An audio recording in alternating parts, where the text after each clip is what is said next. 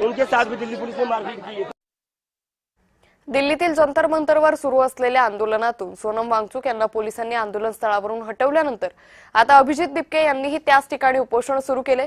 मात्र पोलिसांनी हे आंदोलन मोडीत काढल्याचा आरोप अभिजित दिपके यांनी केलाय। या पार्श्वभूमीवर अभिजित दिपके यांच्या आईवडिलांसोबत संवाद साधलाय आमचे प्रतिनिधींनी, पाहूयात।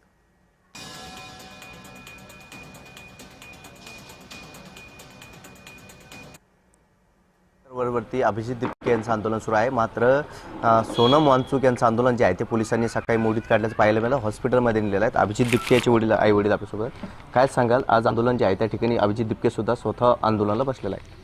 हो, चुकीचं केलं ना सरकारने, सोनम सरांना उचलून नेलेले चुकीचं केलं। सुरळीत चालू होतं ना आंदोलन। आता 20 तारीख सोमवारी होतीच, 20च्या नंतर काय निर्णय घ्यायचा होता तर घ्यायचा होता सरकारने।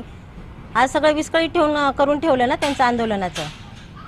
मात्र काय सल्ला द्याल सरकारला? कारण गेल्या अनेक 20 दिवसापासून हे आंदोलन सुरू होतं। काय एक जर त्यांनी फक्त त्या सरांची बदली जरी, प्रधानांची बदली जरी केली असती तरी लेकरं खुश झाले असते ना। आज 1 महिन्यापासून सगळेजण परेशान आहे। तिथं 25 दुसरे विद्यार्थी उपोषणला बसलेले आहेत, त्यांनी अक्षरशः खाली रोवतायत। तरी हा सरकार एकाने कोणीतरी जाऊन त्याची दक्षता तिथे घ्यायला पाहिजे होती ना।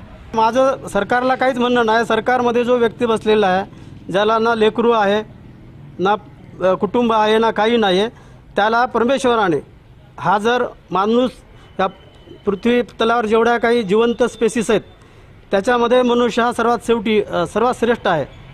त्याला विचार करण्याची त्याच्यामध्ये क्षमता आहे, दुसऱ्यांना ज्ञान देण्याची क्षमता आहे।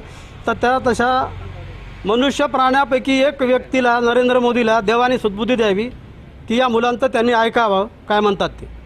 एवढीच माझी हे सरकारला सांगणे। कॅमेरा पर्सन संतोष शिरसाटसह विजय चिडे।